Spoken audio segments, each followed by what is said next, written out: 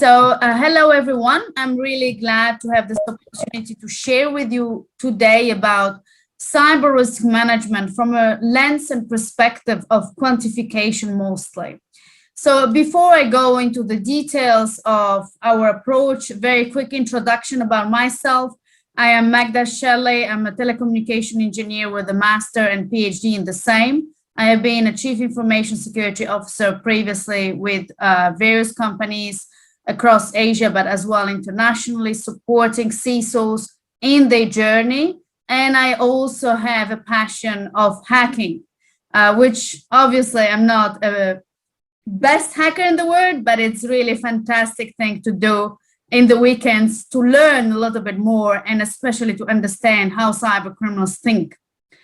So I joined Marsh Asia because of one specific aspect, cyber risk management from a lens of what we call risk managers and especially risk specialists that look at it only from a perspective of numbers.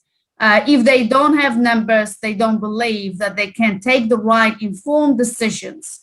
Therefore, that's where I think that I can bring to you today some value talking and discussing about risk quantification. Now, as you all might know, when we talk about cyber risk, traditionally, we have all addressed risk in a very qualifying perspective. So using qualitative frameworks, red, yellow, green, whatever colors we want, as well as factors like high, low, or others. Now, whenever we are using those kind of defining factors, we are missing the qualitative aspect or financial value that is associated with the risk. And if we don't have that value, obviously any decision based on cyber risk or any inquiry related to, for example, additional budget inquiry for cybersecurity might be a challenge because qualitative frameworks are subjective in nature. So the quantification helps us to assess cyber risk in a more objective way. And when we talk about assessing cyber risk from a quantification perspective, we talk about ensuring that we have very detailed financial views on costs that might actually integrate or might be, sorry, I forgot the word, might be actually the consequence of a cyber attack. So when we talk about cyber risk quantification, again, to understand the value of a cyber risk, we will be able to simulate, for example, scenarios that are very relevant or important for the business. And then when we simulate those scenarios, we as well try to understand what are the cyber attacks that might lead to those scenarios. When we have that visibility, we will understand the cost associated that might be generated or basically might incur following that cyber attack. And that means that, for example, a cyber risk like a data breach or a business interruption following a cyber attack will have a very clear financial value. For example, 5 million, 4 million, or 3 million. And if you have that visibility, again, you will be very much empowered to take the decision what to do with the cyber risk and how much to invest, for example, in cybersecurity controls versus cyber risk transfer or a balance between both. Now, when we talk about, again, the quantification aspect, I would like just to as well clarify the semi-quantitative approach, which I like to call that way, the way of how we currently see very often cyber risk identified. We use, for example, numbers and certain calculations for likelihood of that particular threat incurring or just happening. We use certain approximative values of, for example, saying that if the impact is more than 10 million or 100,000, that means something for the business. Either it's low impact or medium or high. Now, in my view, those ways of calculation are still what we call semi-quantitative. They don't allow you to very clearly understand the direct and indirect costs of a cyber risk materializing. When we talk about the quantitative approach, we are talking about understanding not only the cyber risk from a perspective of likelihood and impact and giving the value to both of those criteria, but as well, again, focusing on worst case scenarios or a few scenarios that are relevant for the business and that are especially linked to the business risks. And I'm a little bit trying to get a lot and share with you a lot of knowledge, but please feel free to ask me questions if you have any. But as an example, when we talk about cyber risk for companies and we try to quantify those, again, as I mentioned, one of the very successful approach is to share or build those scenarios. And when we talk about scenarios for a business that relate to cyber risk, we do not talk about, for example, just a cyber attack. We do not talk about ransomware or malware. We talk about, for example, again, a data breach following a successful cyber attack, or even a very unusual cyber risk, product recall due to a cyber attack. Of course, those examples are very high level, but what I'm trying to bring as a very important message here is that in order to start the quantification, we need to very clearly identify cyber risks that are relevant to the business and that do not only represent or consider the technical aspects, but as well the business points. And in the case of the product recall, which is an example that I really like specifically, it is a good example that allow us to understand how a cyber attack might lead to what we call a traditional business risk, eventually again, product recall. Now, how often do we see those kind of scenarios in a risk register? Probably not often enough. And when we talk again about having a clear visibility of scenarios that represent cyber risk for a business, we will be able to understand in further details the cost associated when that particular scenario occurs. Again, when we look at from the technical perspective, and traditionally, if we look at cyber risk from a ransomware malware perspective, and we stay in that IT or technical environment, we are missing, or we might be missing costs that are relevant for the business if a risk materializes. So, for example, again, when we talk about the product recall due to a cyber attack, I'm going to give you a practical example of a scenario, even further with further details. And this scenario, I'm sure, will stay in your mind because it's very particular. So imagine a company manufacturing smart toilets. You heard me right, smart toilets. You will remember that. So if that company is a manufacturer manufacturing a production line of smart toilets that they are selling to users, and then your scenario is basically product recall following a risk or a cyber attack that might be successful within that particular product, what does that particular scenario lead to? It will lead to a product recall, for example, for all those smart toilets from the users. It will lead as well, not only for the cost associated with that, but as well on all additional costs like communication, like production interruption costs, because they will need to find out what was the problem and fix it in the future products. Costs associated to basically research, investigation, as well as incident response, recovery, etc.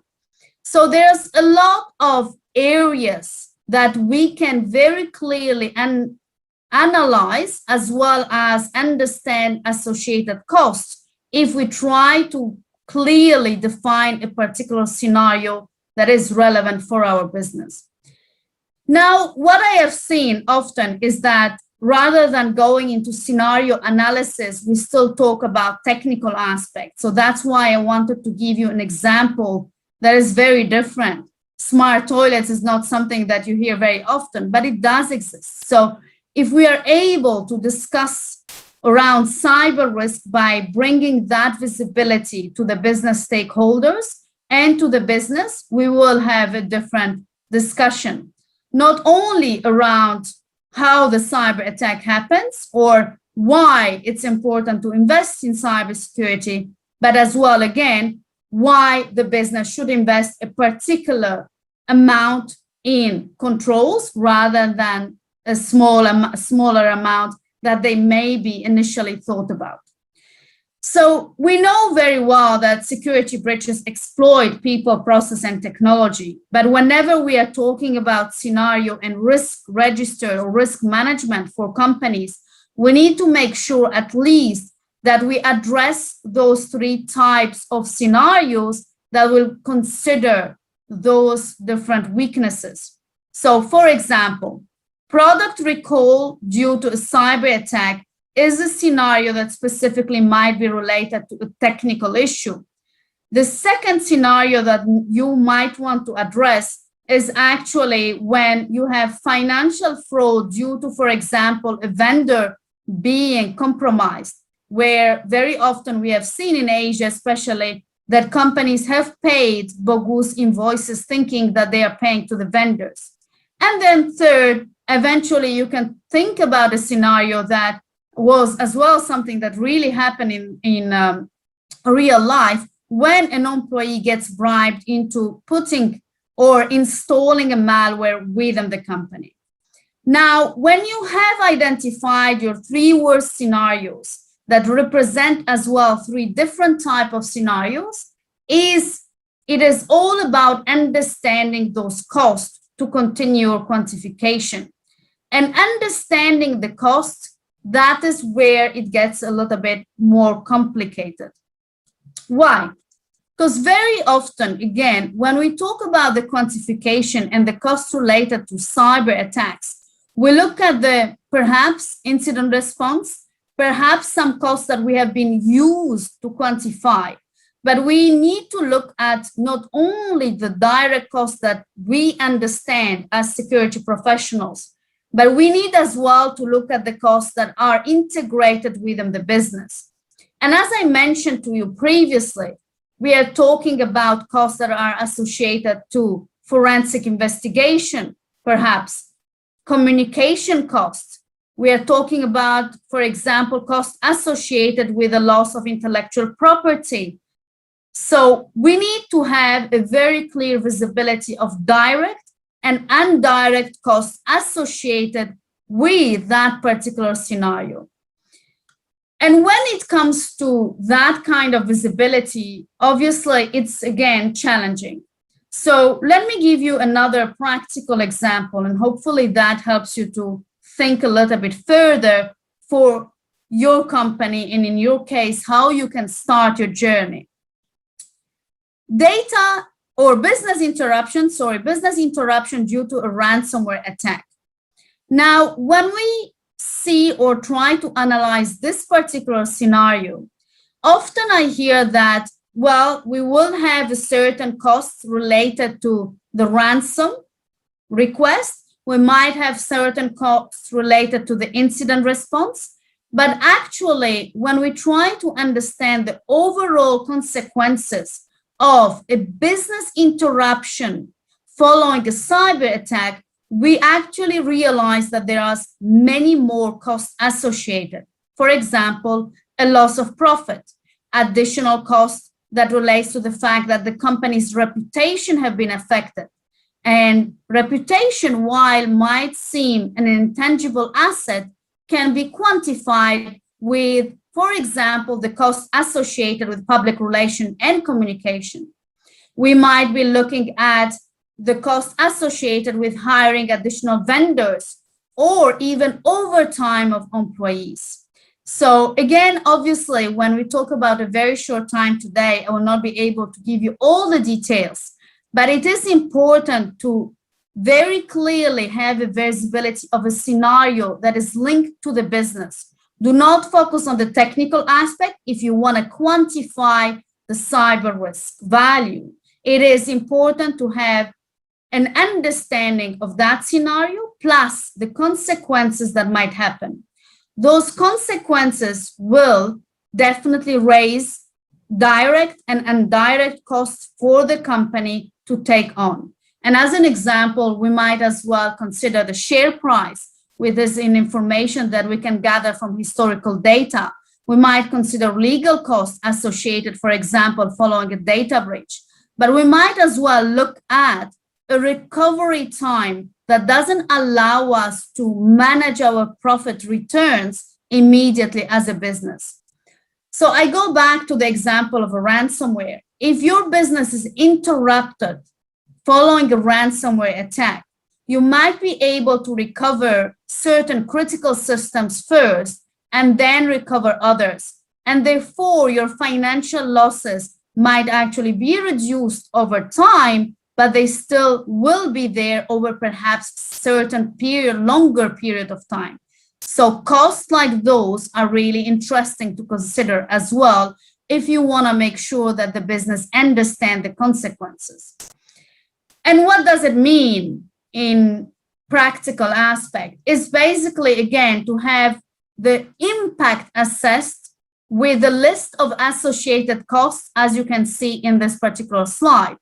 When you have those costs listed in greatest details, you will be able to understand the eventual and probable costs associated when a cyber risk materializes.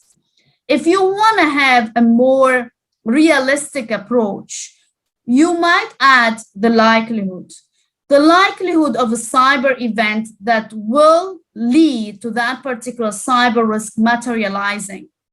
Often we hear and we know that likelihood of cyber events is hard to actually not only to plan, but also to have that visibility in the future because we don't have enough data. Now, even though that's pretty true, we need to understand that we can already play with data that relates to our own company. If we have visibility of events and incidents happening within our company, we can as well focus on threat intelligence and some visibility about what kind of industries are attacked with what kind of threats. So all that will help us to define the factor of likelihood.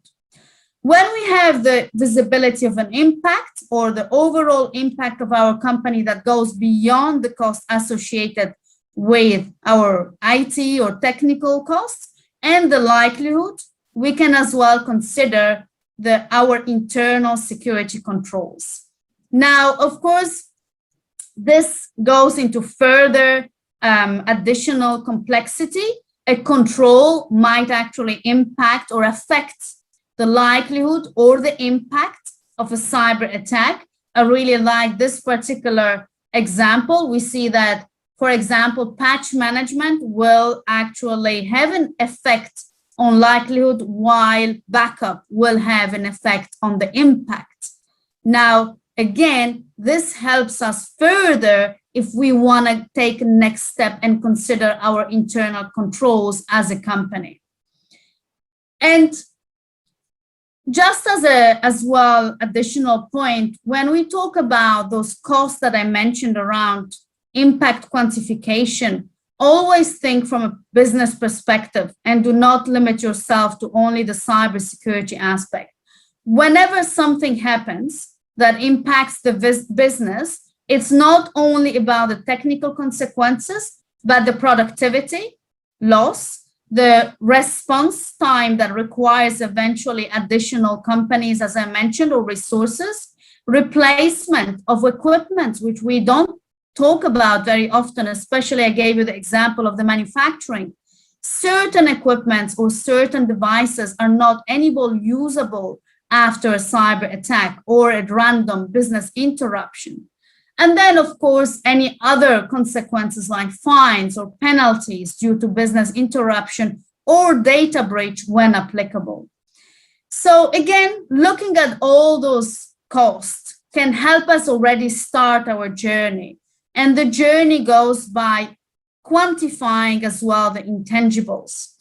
So the last example that I would like to give you, because I'm conscious of time, so I'm speaking very fast, as you probably all heard, because I would like really to share with you this information, is that imagine as well a scenario where a company is developing a software and then they actually have been a victim of a ransomware attack that led to complete data destruction in addition of a backup destruction, and they don't have an offline backup. Therefore, in this particular case, we are in a case where the company lost intangibles, the source code, the software. That is as well something that we can quantify. The company has put some budget, has put resources and time across a certain number of years in order to invest in that development.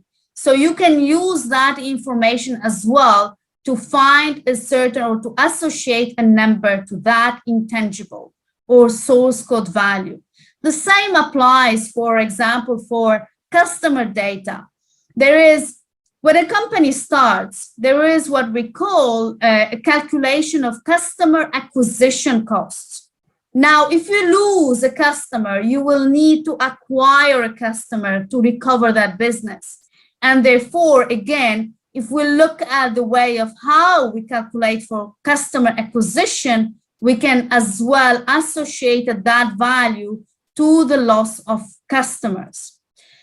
So the main point here is that even intangibles are actually quantifiable. And when we are able to start with scenario-based approach, like the old-fashioned risk management, we will be able to see and understand why the value and the cost associated with cyber attacks might be so high. We are not only talking about fines when we're talking about data breach. We are not only talking about share price drop when we talk about a cyber attack. We are talking about direct and indirect costs that relate to that business being impacted or disrupted by a cyber attack. And the more we have scenario-based approach, the better we will be able to understand those costs. And when we have that visibility of the costs associated, the decisions will be much easier. As I mentioned, if you understand the value of a cyber risk, if it's 5 or 10 million, you'll be able to decide further how, and not only how to manage, but where to invest, for example, or certain controls, and especially what to prioritize. For example, again, if you have 3 worst case scenarios, you might find out that 1, cyber risk might lead to 10 million, but the third might lead to 2 million. So you can focus on the most expensive scenario, and therefore as well understand what kind of controls are required to mitigate that particular risk. And basically, it means having this kind of visibility. Now, again, we have seen those in particular Excel files or risk management approaches where we have approximations, but we don't consider a very, I would say, detailed view on the impact categories, considering all the costs associated, from legal to operational to business-related costs. And comes down to having the right mathematical, not only calculations. The impact is pretty straightforward if you have the scenario well described in greater details, but the likelihood, of course, is more complicated, as well as if you're talking about considering your own controls. As I mentioned, a control might affect impact, might affect likelihood of an event. So how do you consider that? And how do you make sure that you actually are able to understand your controls, implication, and percentage of mitigation on your cyber risk? This is something that I have been working on and I have researched. So definitely there are things that are done with the FAIR, for example, framework, but I would advise everyone to try and think about innovative ways on how to implement that. Again, I think if we look at what you should do or how you should think about it, in the future, definitely focus on scenarios that are related to the business and not only to the technicalities of a cyber attack. When you have that visibility, focus as well on the impacts and costs to the business, because that's the easiest way. What might happen if a cyber attack leads to a business interruption or a data breach or a product recall or whatever you want? Link them to the business risks that are very important or are a priority for the business. And then, of course, go into the quantification further and try to have that value of cyber risk clearly identified. So it will support your conversation with the business stakeholders and decision makers. And again, you will be able to define priorities and focus on the right controls, but as well on cyber risk transfer. So obviously we know 100% security doesn't exist. So that's all from my side. I hope this was insightful.